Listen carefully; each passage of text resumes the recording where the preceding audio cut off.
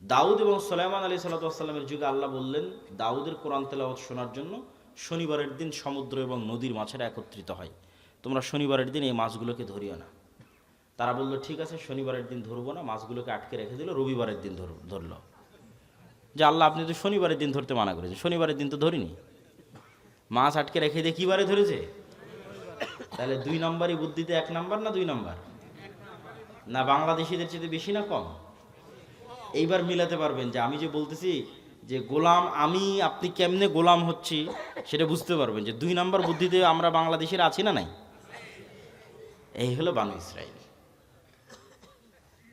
2 নম্বরই বুদ্ধি, ছেঁচড়ামি, মিথ্যা, চুরি, দুর্নীতি, ধোঁকা, এই জিনিসগুলো যার মধ্যে আছে সে এমনি গোলাম। তাহলে এই জিনিসগুলো কোথায় থেকে তৈরি হয়? ওটাই তো গোলাম তৈরির কারখানা। এবার আশা করি বুঝতে পেরেছেন, এটা তৈরি হয় গণতন্ত্র থেকে আর সুদী অর্থনীতি থেকে। কেমনে হয় সেটাও বুঝিয়ে দিচ্ছি, তাহলে আপনি বুঝবেন গণতন্ত্র হচ্ছে গোলাম তৈরির কারখানা। তো আমরা তো অলরেডি ব্রিটিশদের 190 বছর ঔপনিবেশিক শাসনে গোলাম ছিলামই। গোলামি করতে করতে আমাদের রক্তের মধ্যে 2 নম্বরই মিথ্যা, ধোঁকা এগুলো মিশে গেছে। আমরা আর ওই গোলামির বেড়াজাল থেকে বেরিয়ে আসতে পারছি না। কেন? পূর্ণাঙ্গ স্বাধীনতা আমাদের হয়নি। 47 থেকে নিয়ে আজ পর্যন্ত 70-80 বছরে আমরা ব্রিটিশ কাঠামোর মধ্যেই আছি। Bangladesh army is a legacy of British army. এই বাংলাদেশ আর্মি পাকিস্তান আর্মির খণ্ডিত অংশ, Pakistan army Indian army, Indian army British army. ফলত ব্রিটিশ আর্মিতে যা rules and regulation and law ছিল তাই বাংলাদেশ আর্মিতে ফলো হয়, কোনো 19-20 নাই। তারপর আমাদের যে কোর্ট, এটা ব্রিটিশ কোর্ট, সেটাই হুবহু ফলো হয়। আমাদের সংবিধান, পুলিশ আইন সব ব্রিটিশ, শিক্ষা ব্যবস্থা ব্রিটিশ। তাহলে পূর্ণাঙ্গ স্বাধীনতা আসেনি, ওই ফরম্যাটের মধ্যেই আছে। তো গণতন্ত্র চাপিয়ে দেওয়া আছে আমাদের উপরে, যেন এখানে নেতা বের না হতে পারে। নেতা মানেই হচ্ছে সে 2 নম্বর গেরোবে না, নেতা মানেই হচ্ছে সে মিথ্যার আশ্রয় নেবে না, নেতা মানেই হচ্ছে সে ধোঁকা দিবে না, নেতা মানেই হচ্ছে সে মাথা উঁচু থাকবে, মাথা বিক্রি করবে না, নেতা মানে সে টাকার কাছে মাথা নত হবে না। মানে সে কোনো প্রকার লিয়াজু, লবিং, 2 নম্বরই রাস্তার সাথে যার সম্পর্ক নাই, ও হচ্ছে রিয়াল হিরো, রিয়াল নেতা, প্রকৃত নেতা। নবীরা এরকম নেতা ছিল। তাহলে এইরকম নেতা তৈরির রাস্তা বন্ধ করতে হলে যেই রাস্তাতে লিয়াজু, লবিং, দুর্নীতি এগুলো শিখা যাবে সেটা ধরে রাখতে হবে, নাহলে তো সবাই নেতা হয়ে যাবে, সবাই উসমান হাদি হয়ে বসে থাকবে। তাহলে উসমান হাদি যেন না হতে পারে, তার জন্য গণতন্ত্র, ডেমোক্রেসি। তাহলে কি হবে? এক দল আর এক দলের বিরুদ্ধে তো বলবেই, একই আসনের মনোনয়ন প্রার্থী 6 জন, 7 জন, 10 জন, একজন আর একজনের চেয়ে মনোনয়নটা কে নিয়ে আসতে পারবে তার জন্য লিয়াজু, লবিং, টাকা পয়সার লেনদেন, মিথ্যা, ধোঁকা, দুর্নীতি, দুর্নাম সব অবলম্বন করে তারপরে মনোনয়ন পেয়েছে। এগুলো অবলম্বন না করলে মনোনয়ন পাবে না, ঘরে বসে থেকে মনোনয়ন পাবে না। ওকে 2 নম্বর রাস্তার মধ্যে যেই মনোনয়ন নিতে হয়েছে। তাহলে এই 2 নম্বর রাস্তা দিয়ে যে মনোনয়ন নিয়ে আসলো, তো আগেই গোলাম হয়ে বসে আছে। কালচার, গণতন্ত্র ওকে কি বানিয়ে দিল? গোলাম বানিয়ে দিল। তাহলে এখন এই পদ্ধতির মধ্যে মনোনীত 300 এমপি যদি নির্বাচিত হয়ে ক্ষমতায় আসে, এরা যদি মিনিস্টারও হয়, প্রাইম মিনিস্টারও হয়, এরা স্বাধীন না এরা গোলাম? এত আসতে বললেন যে এরা স্বাধীন না গোলাম? গোলাম এমপি, গোলাম মন্ত্রী, গোলাম প্রাইম মিনিস্টার, গোলাম কান্ট্রি। কেননা ও স্বাধীনতার মূল বেসিক ক্রাইটেরিয়া পূরণ করতে পারেনি। তো বানু ইসরাইল 2 নম্বর রাস্তা অবলম্বন করে এসেছে। তাহলে যে 2 নম্বর রাস্তা অবলম্বন করে বড় হয়েছে, ওকে আমি আমেরিকা, আমি ভারত বলবো, বাবা তুই যা দুর্নীতি, চুরি চামারি কর, কোনো সমস্যা নাই। বাংলাদেশের মানুষ যেদিন 36শে জুলাইয়ের মতো পিটুনি দিবে, পালিয়ে ভারতের আমেরিকায় চলে আসবে, সব টাকা পয়সা আমাদের এখানে পাঠাবে, কোনো সমস্যা নেই। তাহলে বাংলাদেশ এমন একটা গাভী, যেই গাভীর অসংখ্য দুধ, কিন্তু এই দুধ এই দেশে থাকে না, সব পাচার হয়ে বিভিন্ন দেশে চলে যায়। তাহলে এই দুধ যেন পাচার হয়, এর জন্য তো ওইরকম নেতাই তৈরি করা লাগবে, দুর্নীতিবাজ নেতাই তো তৈরি করা লাগবে। দুর্নীতিবাজ নেতা কী থেকে তৈরি হবে? গণতন্ত্র যদি না থাকে। গণতন্ত্র যদি না থাকে তাহলে তো দুর্নীতিবাজ নেতা তৈরি হবে না।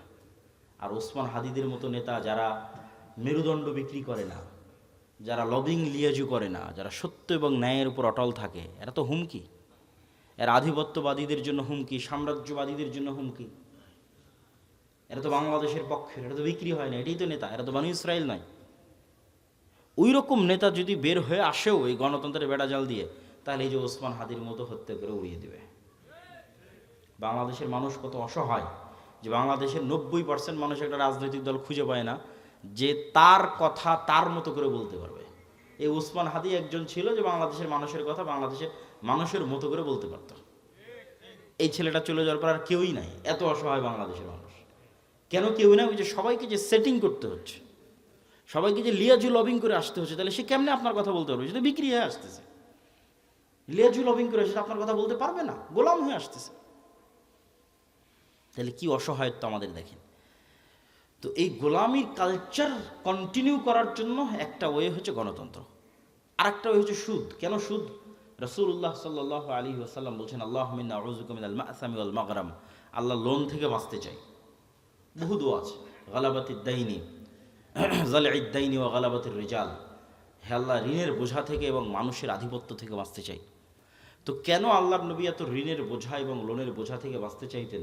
সাহাবীরা রাসূলুল্লাহ সাল্লাল্লাহু আলাইহি ওয়াসাল্লামকে জিজ্ঞেস করলে উনি উত্তরে বললেন যে যেই দিন থেকে মানুষ লোন নেওয়া শুরু করে ওই দিন থেকে মানুষ মিথ্যা বলা শুরু করে। মা এবং বোনেরা যদি আজকে যারা উপস্থিত আছে তারা যদি কিস্তির সাথে জড়িত হয়ে থেকে থাকে, তাহলে তারা খুব ভালোভাবে জানে যে এই কিস্তির টাকা সময় মতো পরিশোধ না করার জন্য কি পরিমাণ মিথ্যার আশ্রয় তাদের নিতে হয়, কি পরিমাণ মিথ্যা এবং ধোঁকা এবং বাহানার আশ্রয় তাদের নিতে হয়। তাহলে ওই যখনই ওই মিথ্যার মধ্যে চলে গেলেন, ধোঁকার মধ্যে চলে গেলেন, তখন আপনি আপনার আত্মসম্মান আত্মমর্যাদা বিক্রি করে দিলেন। আপনি আর আপনার পেটে আর কখনো স্বাধীন সন্তান ওই সুলতান সালাহুদ্দিন আইয়ুবী, মোহাম্মদ বিন কাসেম, খালিদ ইবনুল ওয়ালিদ, তারিক বিন জিয়াদ আর এই যুগের ওসমান হাদি এরা জন্ম নেবে না। বিক্রি হওয়া মস্তিষ্ক জন্ম নেবে টাকার কাছে।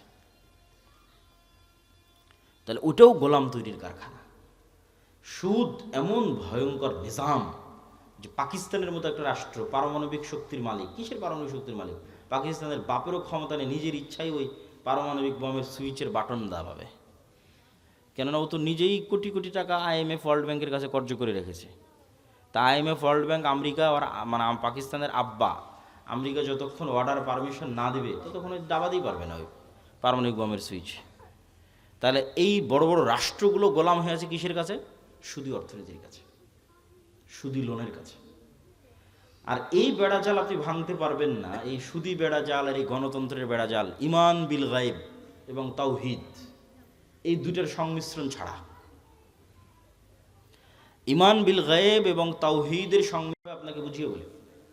ইমান বিল গায়েবের একটা বড় পাঠ হচ্ছে পরকাল, পরকালমুখী জীবন ব্যবস্থা, বস্তুবাদী নয়, দুনিয়ামুখী নয়।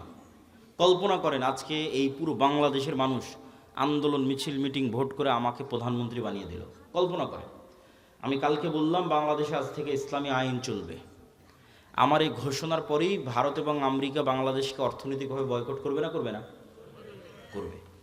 যেমন ইরানকে বয়কট করেছে, যেমন ভেনেজুয়েলার প্রধানমন্ত্রীকে উঠিয়ে এনে চলে গেছে, তো বয়কট করবে।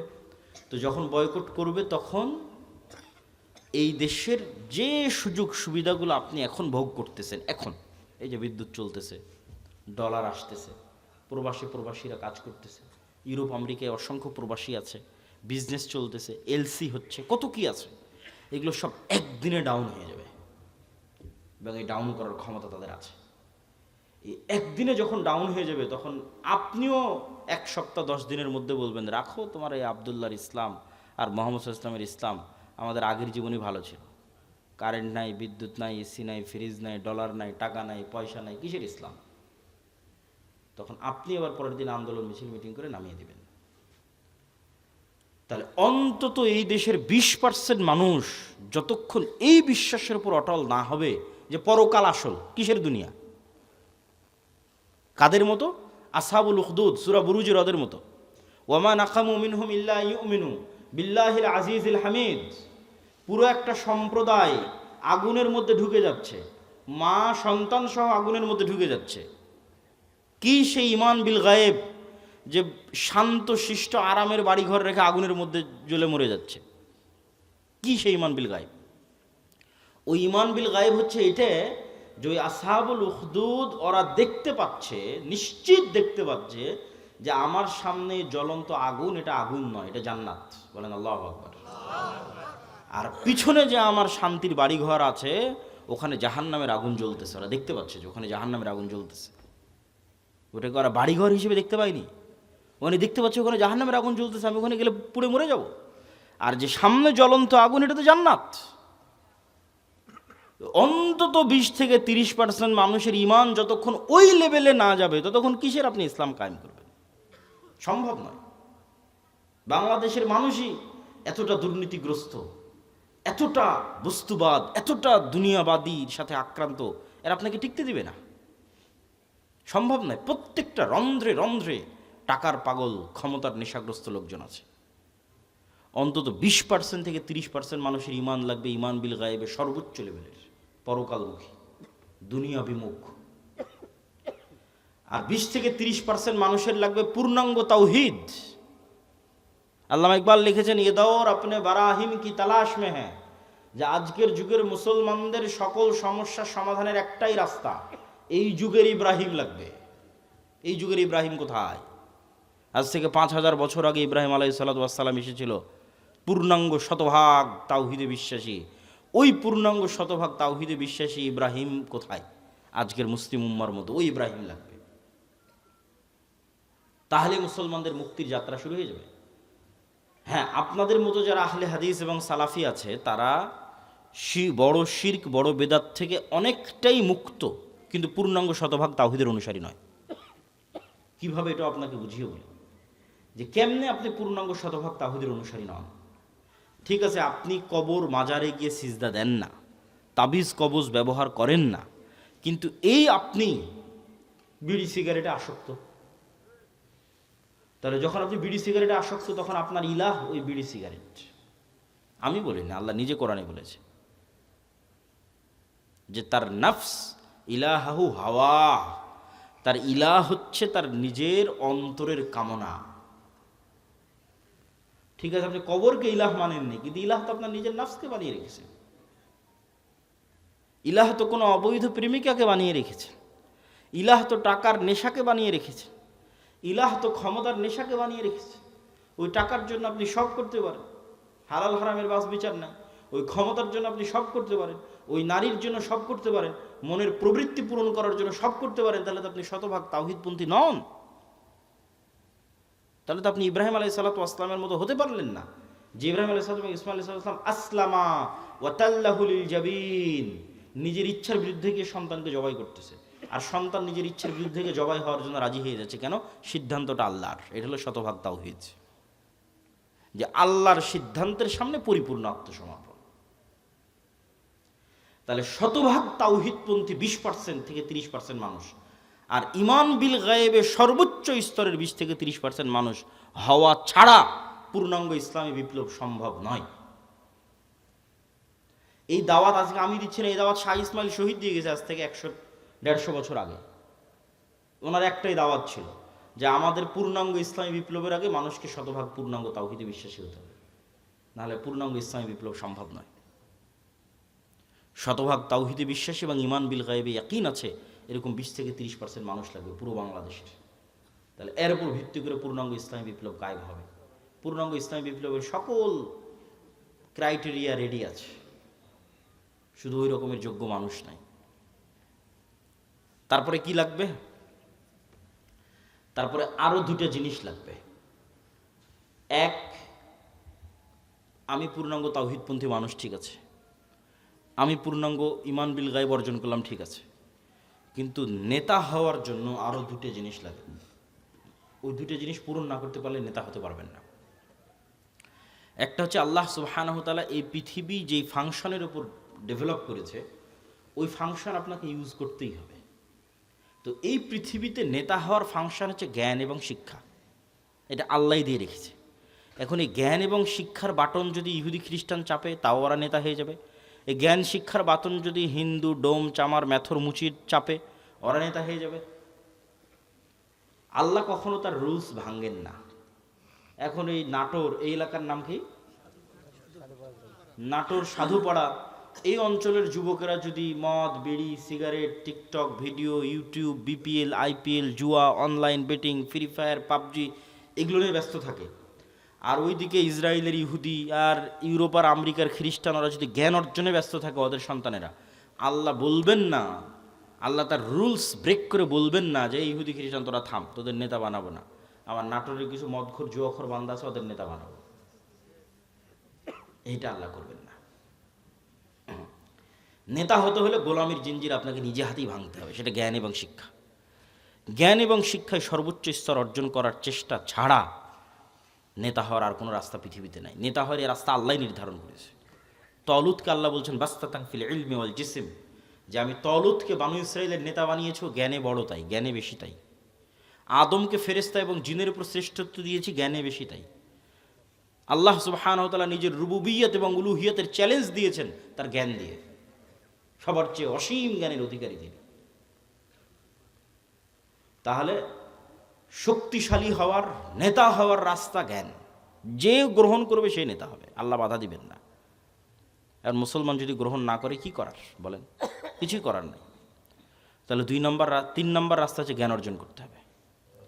4 নম্বর রাস্তা সত্যবাদিতা এবং ন্যায়পরায়ণতায় অটল থাকতে হবে, পাহাড়ের মতো। যেটাতে আলোচনা শুরু করেছি যে 2 নম্বরই ধোঁকাবাজি, এগুলো যে গণতন্ত্র এবং সুদ থেকে আসে, ওটার বিপরীতটাই হচ্ছে সত্যবাদিতা, ন্যায়পরায়ণতায় অটল থাকা, ওসমান হাদিদের মতো। কিন্তু মুসলমানদেরকে আমরা ইসলামটা বুঝাতেই পারলাম না। বাংলাদেশের OC, DC, SP, AC land, sub registrar, সচিবালয়ে কত সচিব বসে আছে। আমরা তো বাহির থেকে তো এসে আর আমাদের কেউ গোলাম করতেছে না, আমাদের লোকজনই তো গোলাম, বাংলাদেশের নাগরিকেরাই তো গোলাম, বাহির থেকে এসে কেউ গোলাম করতেছে না তো। এই সমস্ত পদে যারা বসে আছে এরা টাকার কাছে বিক্রি হয়ে যায়, অথচ এরা সালাত আদায় করে, এরা হজ করে, এরা ওমরা করে, এরা মসজিদ মাদ্রাসায় যে কমিটি, বিশেষ অতিথি, প্রধান অতিথি, এরা সবাই আছে, কিন্তু নিজ চেয়ারে যখন বসতেছে তখন 2 নম্বরই করতেছে। তাহলে এরা কি মনে করেছে? এরা মনে করেছে ঠিক আছে, আমি সচিবালয়ে বসে এসিল্যান্ড, সাব রেজিস্ট্রার যা আছি সব হয়ে যত পারি 2 নম্বরই সুদ ঘুষ দিয়ে টাকা ইনকাম করব, আর নামাজ পড়ে হজ করে আর দান করে ওটাকে মাফ করে নেব। নাউজুবিল্লাহি মিন যালিক। তাহলে আমরা হুজুররা এটা বুঝাতে পারিনি, আলেম ওলামা বুঝাতে পারিনি ইসলাম কি। এটা তো মুনাফিকই, সে তো মুনাফিক, তার অন্তরে তো ঈমানই ঢোকেনি। তার সালাত কি, তার সিয়াম কি, তার হজ কি, সে তো মুনাফিক। রাসূলুল্লাহ সাল্লাল্লাহু আলাইহি ওয়াসাল্লামের স্পষ্ট হাদিস, ইযা তুমিনা খানা, তাকে যে আমানতের দায়িত্ব দেওয়া হয়েছে ওটার খেয়ানত করে যে মুনাফিক, ওর অন্তরে ঈমান ঢোকেনি। লা ঈমান লিমান লা আমানাতা লাহু। তাহলে মুনাফিকের হারাম টাকার, দুর্নীতির টাকার কিসের ইবাদত? বরং ওর উল্টাটা, ও যদি কোনো বড় ইবাদত নাও করে, কোটি কোটি টাকা দান নাও করে, তাহাজ্জুদের রাতের সালাত নাও আদায় করে, হজ নাও করে, শুধু ওর যে চেয়ারে বসে আছে ওসি, ডিসি, এসপি, মন্ত্রী, সচিব, এসিল্যান্ড, এই চেয়ারে চুল পরিমাণ অন্যায় না করে, তাহলে এদের হজের চেয়ে, এদের রাতের তাহাজ্জুদের সালাতের চেয়ে এবং অন্যদের কোটি কোটি টাকা দানের চেয়ে সে শ্রেষ্ঠতম নেকির অধিকারী হবে। রাসূলুল্লাহ সাল্লাল্লাহু আলাইহি ওয়াসাল্লাম বলেছেন, সাবআতু ইউযিল্লুহুমুল্লাহ ইয়াওমা লা যিল্লা ইল্লা যিল্লুহু। 1 নম্বরে ইমামুন আদিল। 7 শ্রেণীর যারা বিশেষ আল্লাহর ছায়া পাবে, এখানে সবাই আছে, নামাজি আছে, দানবীর আছে, সবাই আছে, কিন্তু 1 নম্বরে জায়গা দেওয়া হয়েছে পদে বসে ন্যায়পরায়ণ যে। ও তো এমনি সবচেয়ে বড় নেকির কাজ, ওর জন্য তো এমনি জান্নাত। ও তো আল্লাহর গুণে গুণান্বিত হয়েছে। আল্লাহ যেমন বিচারের আসনে বসে শতভাগ ন্যায়পরায়ণ, আল্লাহ যেমন রাজত্বের আসনে বসে শতভাগ ন্যায়পরায়ণ, আল্লাহর মহৎ গুণ হচ্ছে আল্লাহ ন্যায়পরায়ণ, আল্লাহ জুলুম করেন না। ইন্না হারামতু যুলমা আলাইয়া। মানুষ হয়ে যে আল্লাহর গুণে গুণান্বিত হতে পারে, আল্লাহু আকবার, এটা কত বড় ইবাদত যে মানুষ হয়ে ওসি তারপরে ডিসি, এসিল্যান্ড, সাব রেজিস্ট্রার, সচিব, এই চেয়ারে বসে সে দুর্নীতি করবে না, ন্যায় করবে, এটা অনেক বড় ইবাদত। আর এই চেয়ারে বসে দুর্নীতি করে সেই টাকা দিয়ে হজ করবে, সেই টাকা দিয়ে মসজিদ মাদ্রাসায় দান করবে, এটা মুনাফিক। আমরা মানুষকে দিন বুঝাতে পারিনি। রাজনীতিবিদদের হাতে ক্ষমতা নেই, ক্ষমতা এদের হাতে। রাজনীতিবিদরা তো 5 বছরের জন্য আসে যায়, ভোট করে, কিন্তু এদের চাকরিতে রিটায়ার্ড না হওয়া পর্যন্ত থাকে। এরা যদি বলে যে আজ থেকে আমরা বিক্রি হব না কোনো দলের কাছে, দেশ একদিনে ঠিক হয়ে যাবে, একদিনে।